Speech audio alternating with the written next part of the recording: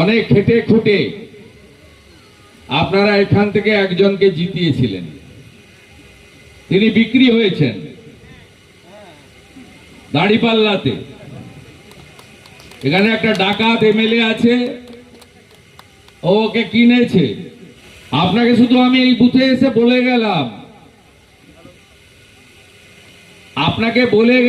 আপনি একা গেছেন, বিজেপির ভোটাররা আপনার সঙ্গে যায়নি।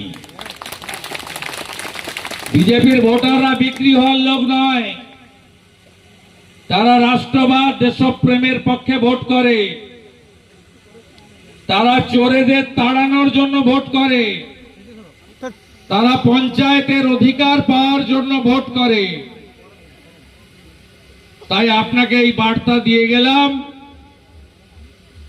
আর একদিন আমি যাব বেতকুণ্ডুর জগৎপুরে, ওখানকার প্রধানকেও, এখানকার উপপ্রধানকে কিনেছে, ওখানকার প্রধানকেও কিনেছে। লাভ কিচ্ছু হবে না,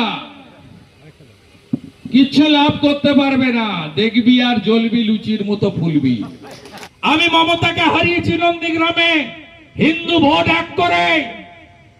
আপনাদেরও বলে যাই, মহিষাদলে হিন্দুদের এক করে ওই বিয়াদব এমএলএ পায়ের নখ থেকে মাথার চুল পর্যন্ত চুরি ছাড়া আর কিচ্ছু করেনি।